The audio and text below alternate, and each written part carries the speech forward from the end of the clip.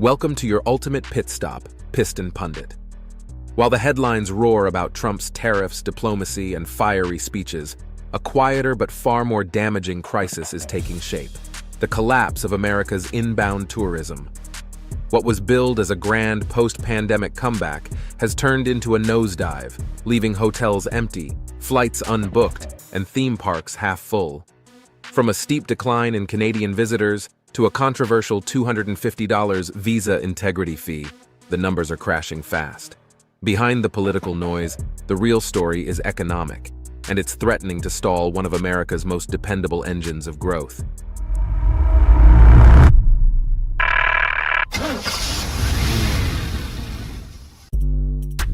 From rebound dreams to economic whiplash, America's tourism engine misfires. When Trump's second term began in January 2025, optimism ran high.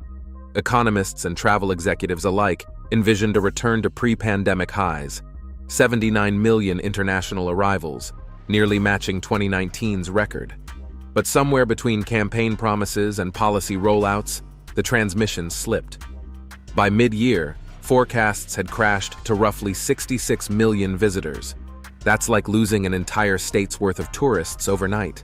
And behind those sterile numbers are real-world breakdowns: shuttered attractions, canceled events, and entire shifts of hotel staff sent home early. International visitors don't just take photos, they fuel America's financial drivetrain. They spend on hotels, restaurants, transport, and entertainment, injecting high-octane dollars into the economy. But 2025 has flipped that equation. The United States is one of the few major economies projecting an outright decline in international tourism revenue, even as global travel hits new records. The ripple effects are severe, from trade balances to local jobs, and the sense of American allure is fading fast. But as America's overall tourism engine sputters, one specific region shows just how deep the cracks go. The Canadian connection runs dry when trust turns to trade turmoil. For decades, Canada has been America's most dependable tourism partner, sending millions of visitors south each year for shopping, vacations, and business. But in 2025, that flow has nearly stalled. In September alone, road crossings to the U.S. plunged 34.8%, while return flights dropped 27%, marking 9 consecutive months of decline. Year-to-date, Canadian visits are down 17.7%, with land travel off 25%, and air travel down 11%. Analysts now predict recovery may not arrive until late in the decade, a devastating forecast given Canadians still outnumber visitors from the top 20 overseas countries combined. The reasons? Tariff skirmishes, Trump's 51st state remarks, and stricter border inspections have fueled anger and distrust. Online boycott campaigns only deepen the divide, while reports of profiling and harassment make many Canadians think twice before crossing. Once that trust evaporates, rebuilding it is no weekend road trip. And for America, the cost of that broken confidence could stretch into the billions. Before we move forward, if you're enjoying this deep dive, take a quick pit stop and subscribe to Piston Pundit. Your support keeps this channel running and helps us bring you more automotive and economic breakdowns just like this one. Now, while the northern border cools, the chill is spreading globally, and the world's response is just as telling. Global pushback and bureaucratic roadblocks: how policy turned visitors into protesters. It's not just Canada hitting the brakes. Travelers worldwide are rerouting their trips.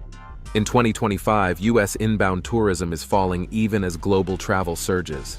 Several countries now issue advisories warning of stricter U.S. entry checks, especially for transgender, non-binary, and dual-citizen travelers.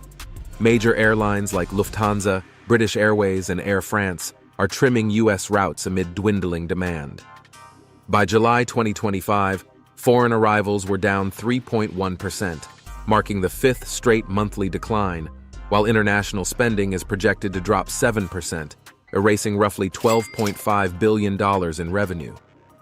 Adding fuel to the downturn, the new $250 visa integrity fee, effective October 1st, targets most non-immigrant visa applicants.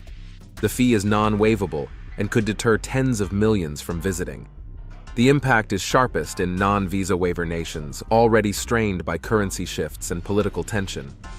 Though Washington expects $2.7 billion in added revenue over 10 years, critics warn it's a penny gain for $1 billion loss.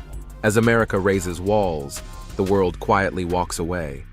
And those numbers aren't just economic. They're visible on the ground, city by city, business by business.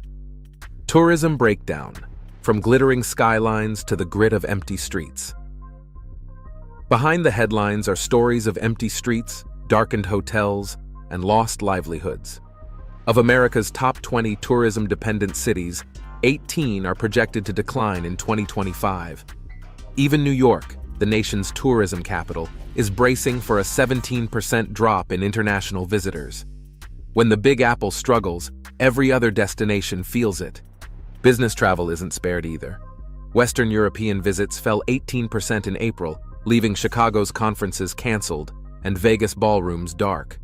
Corporate travel spending could shrink 5% this year. Then come the viral stories. A Welsh backpacker detained for 3 weeks. A German tattoo artist held for 6. These clips flood TikTok and YouTube, reshaping global perceptions faster than any policy can fix. The ripple effect hits hard.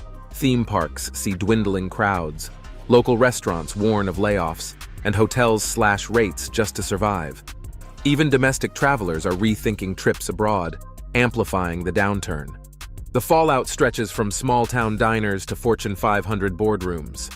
Yet amid all the gloom, some faint signals suggest the U.S. might still be able to restart the engine, if it can overcome its own roadblocks. Crossroads ahead. Will America's tourism engine restart or rust in place? So, is this just turbulence, or are we watching the U.S. tourism engine seize for good? Some gauges flash hope. In August 2025, 13.7% of Canadians said they're very likely to visit the U.S. within a year, up slightly from July's low point. But historically, that number hovered near 25%, meaning the optimism light is still flickering. Beyond North America, the rest of the world is accelerating. Japan, Vietnam, and even Cyprus are breaking arrival records. Global travelers are choosing destinations that roll out red carpets, while America raises bureaucratic speed bumps. The new $250 visa integrity fee and discussions of $15,000 visa bonds could lock the doors even tighter. Even the coming mega events, the 2026 FIFA World Cup and 2028 Olympics, may not be enough to fully recharge the system. The World Travel and Tourism Council now expects true recovery only after 2030. That's not a detour, it's a generational delay.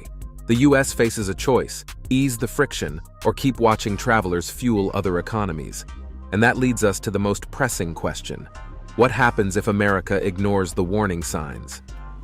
Final verdict: America's tourism reckoning and the price of isolation. This isn't a blip, it's a wake-up call. The collapse of international tourism exposes how policy choices ripple through real lives. Tariffs, rhetoric, and red tape have taken what was once America's cultural advantage and turned it into a cautionary tale. Each missed flight, each canceled booking, each frustrated traveler erodes the nation's image further. But here's the silver lining: engines can be rebuilt. The U.S. can restore its brand by simplifying entry rules, rebuilding trust, and showing warmth instead of warning signs. Tourism thrives on perception, and perception can change, if leaders want it to. Now let's shift into discussion mode. Do you think America's tourism crash is a temporary stall or the start of a long-term decline?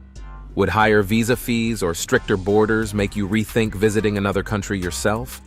And what can the U.S. learn from nations that turned travel setbacks into record rebounds? Drop your thoughts in the comments.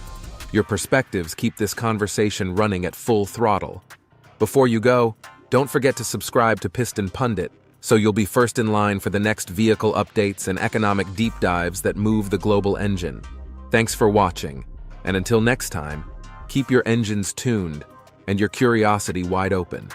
You can now check out any of the videos on the screen. There's more exciting and informative content waiting for you.